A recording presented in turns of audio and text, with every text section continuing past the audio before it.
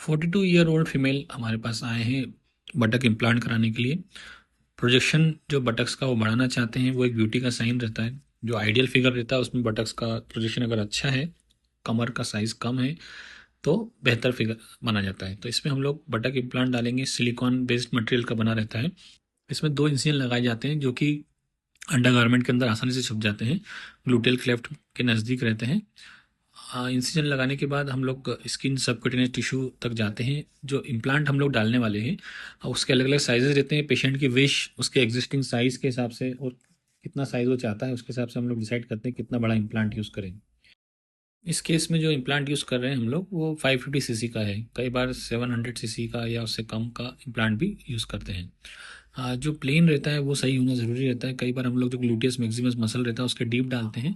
इस केस में हम लोग फेशिया के नीचे जा रहे हैं। हम लोग जितना स्किन का मोटा लेयर रखेंगे उतना सेफ रहता है इम्प्लांट के लिए, और उस पर डायरेक्ट प्रेशर भी नहीं पड़ता। तो सब फेशियल हम लोग इस केस में करने वाले हैं।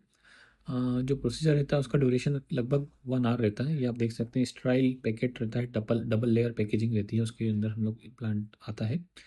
और इसे नो टच टेक्निक से डायरेक्टली हम लोग उसी समय खोलते हैं जिस समय सर्जरी करना रहता है। इस प्रोसीजर को करने के बाद ये जो इम्प्लांट है लाइफ लॉन्ग रहने के लिए बने हैं। इस प्रोसीजर में हम लोग करने के बाद पेशेंट को 1 या 2 डे हॉस्पिटल स्टे की ज़रूरत पड़ती है। उसके बाद उसको लेटे रहना पड़ता है, प्रोन पोजीशन में, मतलब उल्टी पोजीशन में रहना पड़ता है फॉर 3 to 4 डेज।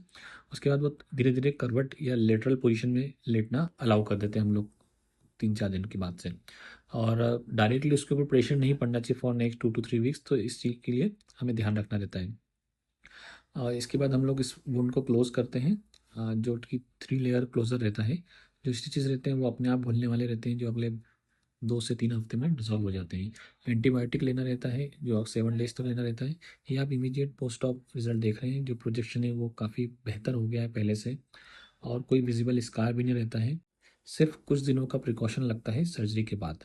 इसके अलावा बहुत ज़्यादा आफ्टर केयर का ज़रूरत नहीं रहता है।